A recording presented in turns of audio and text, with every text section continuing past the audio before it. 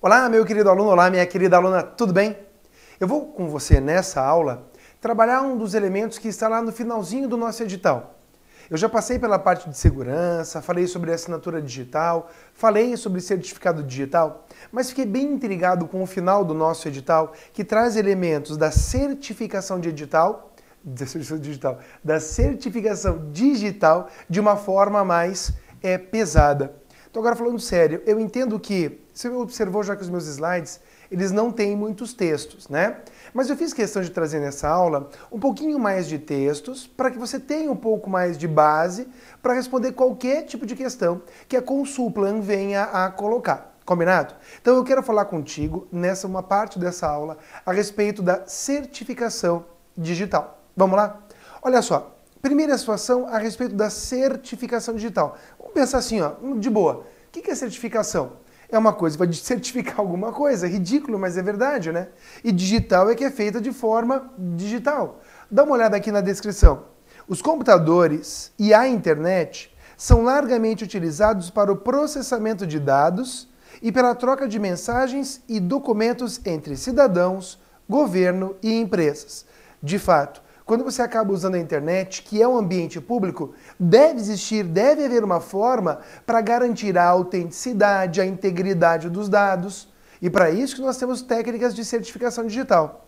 No entanto, estas transações eletrônicas necessitam da adoção de mecanismos de segurança. Então, peraí, eu posso dizer que a certificação digital é, de fato, um mecanismo de segurança capaz de garantir. Aí aqui, ó, vem lá o que nós já vimos, as premissas da segurança, né?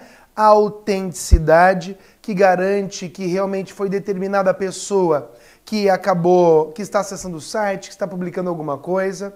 Eu teria depois a confidencialidade, que é diretamente, retomando, diretamente relacionada com o termo criptografia, ou seja, a parte de senhas, de deixar confidencial.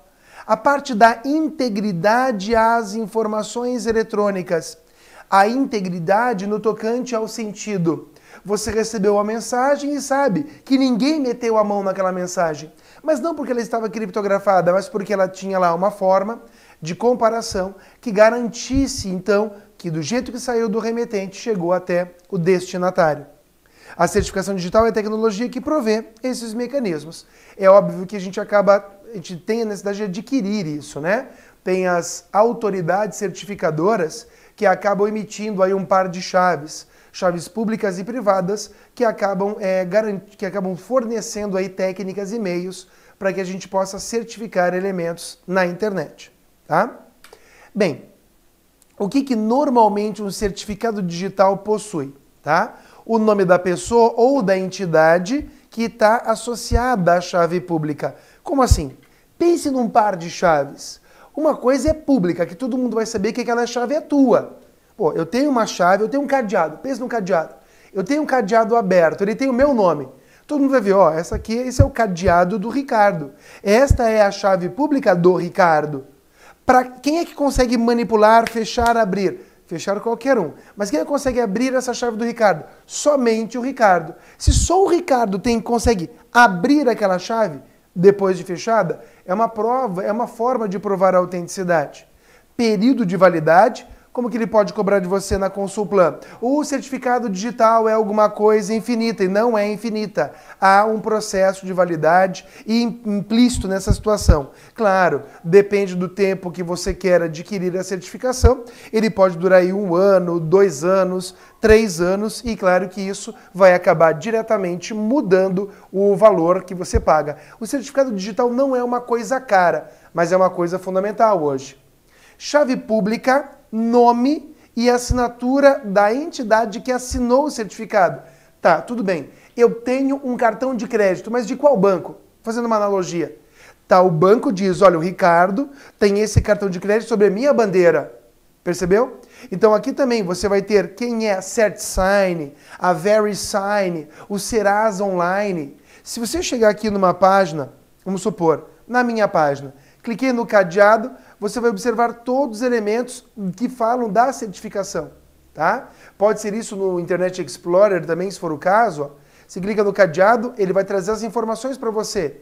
Quem é? DST, root, CAX3, identificou. Tá vendo? Se eu vou no Google, o Google ele também tem lá a certificação, tem lá, ó, GeoTrust identificou como. Tem o CERT também. O CERT HTTPS, quem que ele certificou? User Trust Network identificou o site como, tá vendo?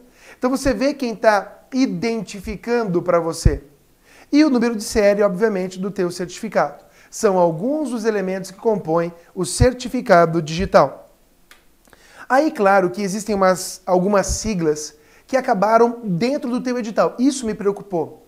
Geralmente a maioria dos elaboradores, das bancas, elas trazem o nome lá, noções de segurança, certificado digital, assinatura digital e tal.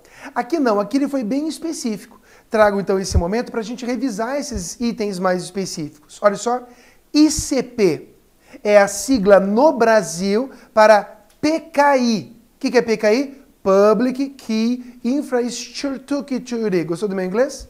E significa infraestrutura e de chaves públicas. POBEC. Você já me falou de chaves, é o que eu estou dizendo. Quando você faz a certificação digital, você ganha um par... Ganha não, você paga, né? Pelo um par de chaves. A chave privada e a chave pública. A chave pública é distribuída, ela é pública. Todo mundo consegue observar que aquela chave pertence a você. Eu estou sendo aqui o mais básico possível, não quero ser um cara aprofundado. Eu quero que você leia a questão e consiga responder. Então, a ICP é importante. ICP, então, é essa infraestrutura de chaves públicas. PKI você vê em inglês.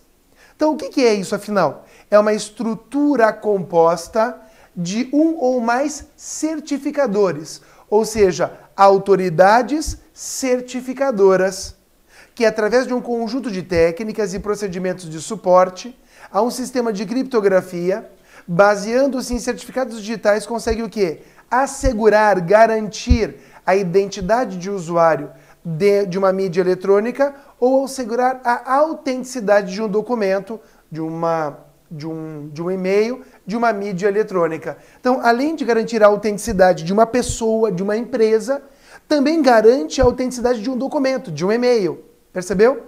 Então, aí tem a ver com o certificado digital. Então, ICP Brasil é essa infraestrutura de chaves públicas que é composto por diversas autoridades certificadoras que acabam aí emitindo e garantindo essas situações. Existem mais duas palavras ou expressões que aparecem no teu edital do TJ de Minas, onde a banca é a Consulplan.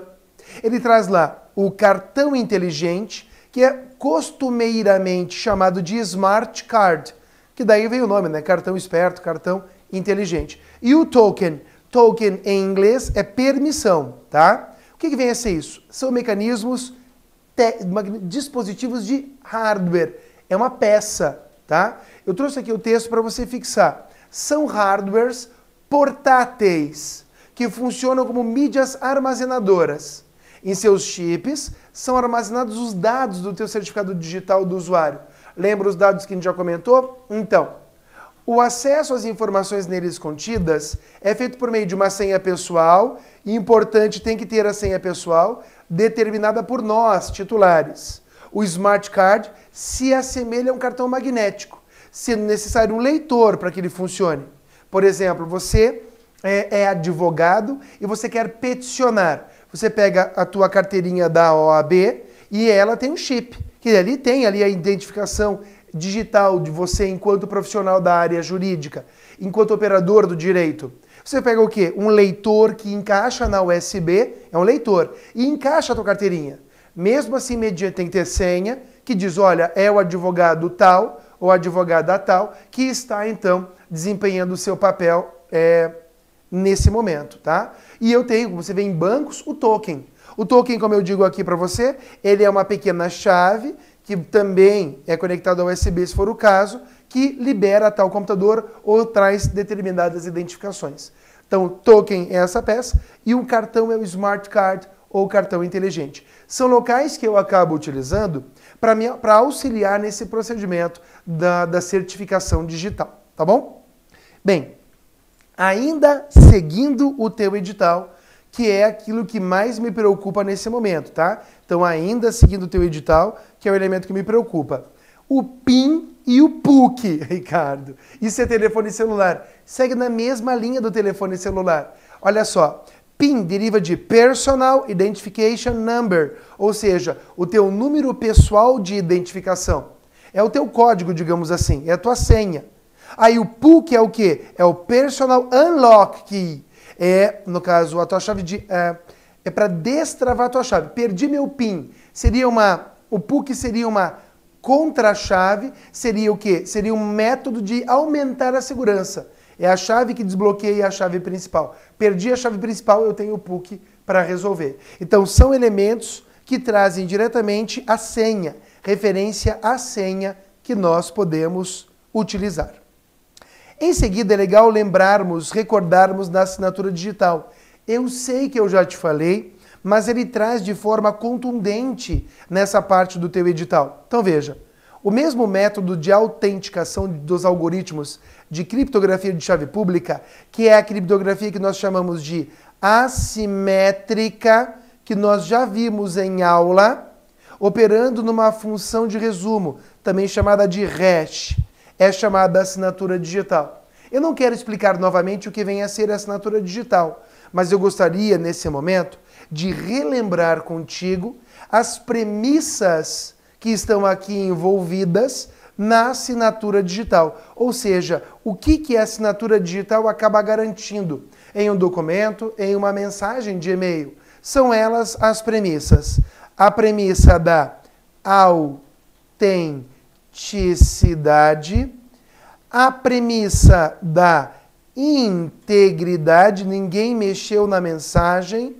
Veja, uma mensagem assinada digitalmente, ela não vai criptografada, mas há recursos para observar se alguém tentou mexer ou não na mensagem, tá? E tem a terceira, que é o não repúdio. O não repúdio também é chamado de irretratabilidade. A irretratabilidade tem a ver, é a mesma coisa que o não repúdio. Eu não posso negar que eu mandei uma mensagem para uma pessoa. Ah, não fui eu. Se foi assinada digitalmente, sim, fui eu. Tem aí a premissa do não repúdio ou da irretratabilidade, tá? Enfim, esses são os principais elementos que eu queria trazer sobre o último tópico do teu edital e assim pondo fim ao nosso conteúdo, tá? Efetivamente. Lembrando, claro, que você pode entrar em contato, tirar dúvidas, lembrar que fazer questões é algo fundamental e que as questões da Consulplan, elas são um pouco, digamos assim, voltadas a teclas de atalho e ele pode cobrar questões mais técnicas. Inclusive, isso que eu acabei de falar para você, eu acabei extraindo de sites onde costumeiramente a Consulplan vai buscar algum detalhe. Então agora, a partir desse instante, e também da minha próxima aula, eu quero resolver algumas questões estilo Consulplan. Lembrando que é importante que você faça o filtro de 2014 a 2017 dessas questões. Pode ser no próprio site do Aprova, lá na área de questões. Se preferir, pode ser no site do Questões de Concursos, no Que Concursos. Faça lá um filtro e comece a resolver questões. Não adianta só revisar a aula, você precisa revisar fazendo questões. Dá uma olhada aqui, ó, eu vou começar a fazer questões, adianto. Eu vou começar a fazer questões. Eu estou deixando à disposição as questões para você aí, inclusive aquele material, antes de eu começar a fazer. Eu acho prudente e bacana, antes de assistir agora a minha aula a partir desse instante até o final dessa aula, eu acho que antes de proceder nesses 15 minutos aqui, chegando à metade da aula exatamente, que você tente resolver as questões. Tente entender as questões para depois vir para a minha explicação, tá bom? Vamos trabalhar então? Então vamos lá. Agora eu começo com a primeira questão, estilo Consulplan, que eu trago para você. Eu tenho uma sequência aqui de vários slides com várias questões para que a gente possa trabalhar. Vamos lá. Um recurso gráfico interessante no Microsoft Windows 7, português do Brasil, é o Flip 3D. Ele também é chamado, querida, de Aero Flip 3D, tá? Utilizado para alternar entre múltiplas janelas abertas no sistema operacional. O atalho utilizado no teclado para o Flip 3D é Alt Tab. Veja, Alt Tab é só para alternar entre as janelas, sem aquele efeito bonito entre as janelas, sem aquele efeito bonito. Shift Tab nada a ver, Ctrl Alt Tab nada a ver. Tecla com a logomarca do Windows, também chamada Win Key, ou tecla com a logotipo do Windows mais Tab. Sim, a bandeirinha mais o Tab faz isso, faz o aeroflip. Se for o caso, e eu quiser te mostrar, eu posso te mostrar, na ajuda do Windows, e eu coloco lá, Flip 3D, e mando buscar, usando a Aeroflip 3D. E você vê que ele faz um efeito de, digamos assim, de alternância mais tridimensional. Ele é mais bonitão aqui, tá vendo? Que é o tecla Windows mais Tab, que é a tecla Windows mais Tab, tá? Então, legal saber, claro, que aqui na ajuda do Windows, se eu já falei isso para vocês em aula, que se eu colocar aqui, ó, atalhos do Windows, você também encontra de tudo, ó. Atalhos do teclado do Windows, ó, atalhos de teclado. Se eu verificar aqui, ó, eu tenho só atalhos de teclado com a tecla do logotipo do Windows. Eu vou avisar você já de antemão. A Consulplan curte demais cobrar esse lance de teclas de atalho com o logotipo do Windows. Nós precisamos saber entender desses elementos, pelo amor do santo, tá? Indo na mesma linha do Aero, é legal, relembrando, que você veja lá que eu tinha o Snap, o Shake e o Pique. O Pique, que também são elementos do Aero. Elementos mais visuais das janelas, né? Aero Snap, Aero Shake e Aero Pique. Eu quero retomar esses elementos contigo. Isso aqui é uma espécie até de revisão, vamos entender assim, tá? Deixa eu minimizar esses browsers aqui, para que eu possa mostrar aqui as janelas. Vou pegar uma janela do Windows Explorer, vou trazer aqui a minha barra de tarefas, posso até fechar aqui, posso até usar, se eu quiser, a minha janela de ajuda aqui, ó. Vou utilizar a minha janela de ajuda, pronto. Olha que legal. O Snap primeiro, tá? Se eu levar para cima, ele maximiza. Para a esquerda, ele maximiza a esquerda. Para a direita, ele maximiza a direita.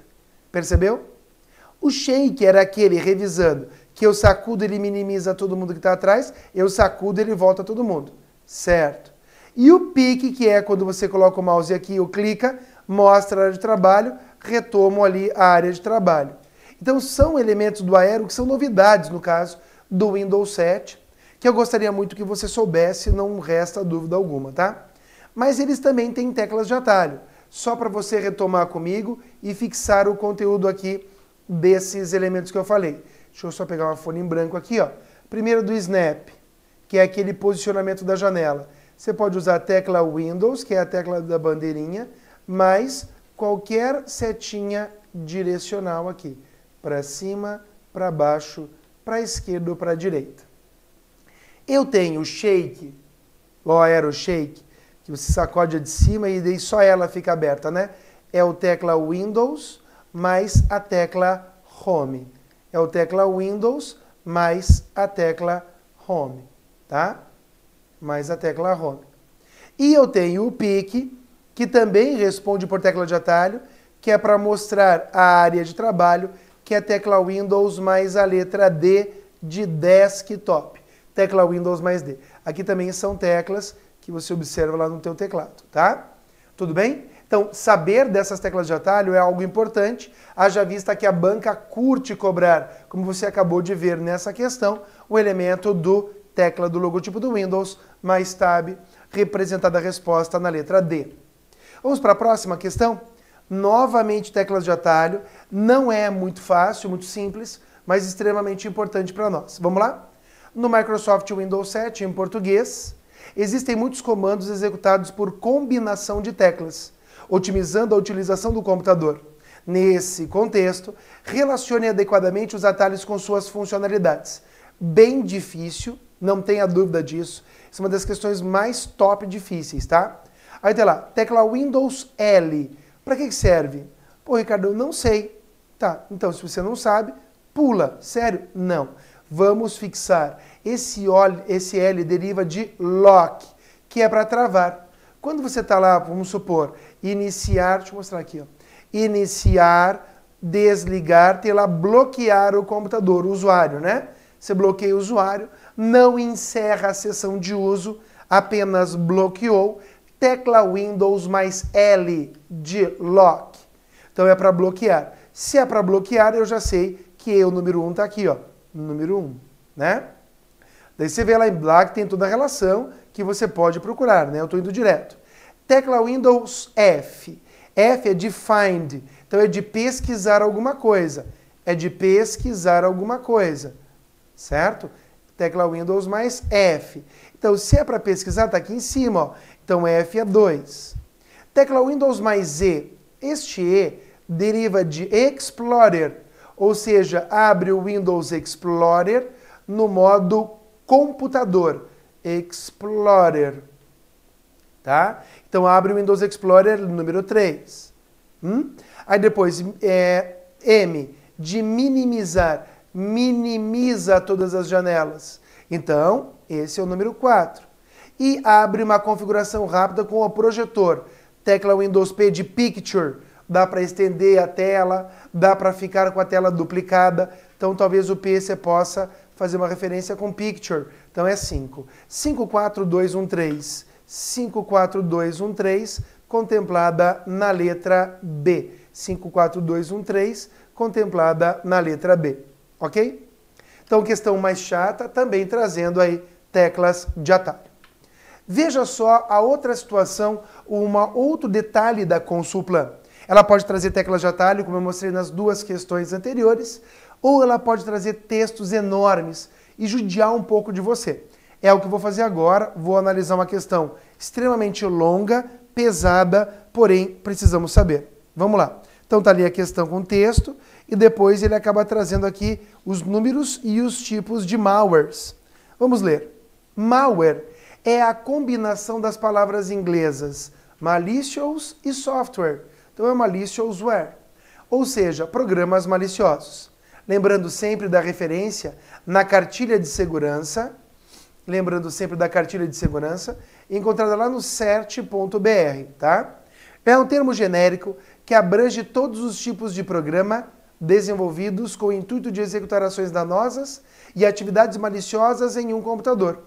Os códigos maliciosos podem causar danos como alteração e roubo de informações do usuário infectado. São muitas vezes usados como intermediários para a prática de golpes aos usuários desavisados. De acordo com o exposto, relacione adequadamente as definições ao respectivo malware. Tudo bem? Vamos lá. Primeira, não se replica ao infectar computadores. Executa as funções para as quais foi aparentemente projetado, ficando oculto do usuário e executando funções maliciosas como furto de senhas, modificação e distribuição de arquivos, necessita ser executado para infectar o computador. Bem, está na hora de entendermos quem é esse cara que não se replica. Vamos lá. O worm se replica, o worm, verme, se replica, vírus se replica. Já cheguei na resposta certa, a letra B. Cavalo de Troia não se replica. Opa. Agora a outra, 2. Utiliza-se uma rede para propagar-se por vários computadores sem que o usuário realize qualquer ação. Já matamos o worm, ó. O worm é um verme.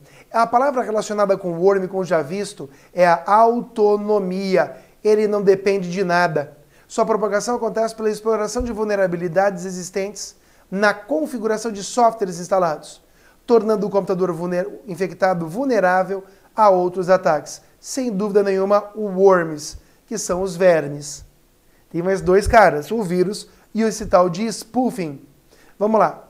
3. É um programa malicioso que infecta a máquina hospedeira, anexando uma cópia de si mesmo aos outros arquivos. Já matei que é vírus. Falou em infectar outros arquivos? Falei que é vírus. O vírus, lembre-se, ele é extremamente dependente. Assim como um vírus orgânico, ele precisa de um outro arquivo para poder infectar. Exatamente. Já o worm não. Ele deriva de verme, ele tem uma autonomia plena e ele acaba se replicando aí, tá? Para que o computador seja infectado, é necessário que um dos programas infectados seja previamente executado, de modo que o usuário, ao utilizar o arquivo ou o aplicativo, execute o malware, que é o vírus, dando continuidade ao processo de infecção. De fato, vírus. Eu já sei, é a letra B. Eu já sei que é a letra B, cavalo de Troia, worms, vírus. E por fim, eu estou indo na próxima questão. E por fim, na 4 ele diz, esta técnica consiste na troca do endereço IP original por outro, utilizando endereços de remetentes falsificados, podendo assim se passar por outro cliente, outro host. O ataque ocorre quando é feito um pedido de conexão para o servidor da vítima, com pacotes, que é o que é transmitido na internet, que carregam endereços falsificados de IP lá da fonte, o que representa uma séria ameaça para sistemas baseados à autenticação pelo endereço IP, que o endereço IP dá autorização. É o spoofing. Spoofing, spoof, em inglês, é mascarar. Então, se você for analisar, o mascaramento de endereço IP é o IP spoofing, ou simplesmente spoofing. Você não vai usar o teu próprio endereço de identificação, o teu próprio IP. Vai usar um outro aí, digamos assim, mascarado. Tudo bem? Questão difícil, como eu falei, mas você, de certa forma, até mataria, sabendo bem o worm e sabendo bem vírus.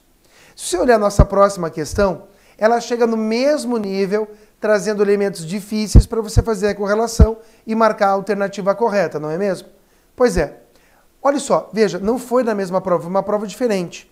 Eu vou começar essa questão contigo nessa aula e vou acabar concluindo só na próxima. Mas vamos começar. Dá uma olhada. Malware são programas criados com o intuito de prejudicar usuários e sistemas de informação. Sobre os vários tipos de malware, relacione adequadamente as colunas a seguir. E aí eu vou relacionar na próxima aula, mas olha os nomes, ó. Hijacker, tudo bem, não vi. Keylogger devia estar junto, mas tudo bem. Vírus eu já vi.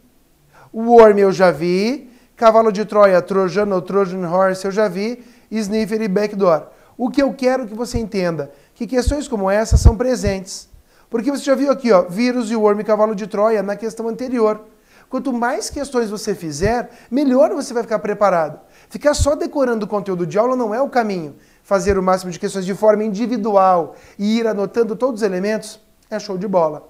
Eu volto na próxima aula nessa questão e vou trabalhar mais questões aqui estilo Consulplan para você ficar bem preparado, bem preparada para a tua prova do TJ de Minas. Dá tempo, tem como estudar, o edital é bem longo, bem esmiuçado. Qualquer dúvida, entre em contato, vamos resolvendo isso aí, nossa prova lá em setembro, tá bom? Então, um grande abraço e eu te vejo na próxima aula. Até lá!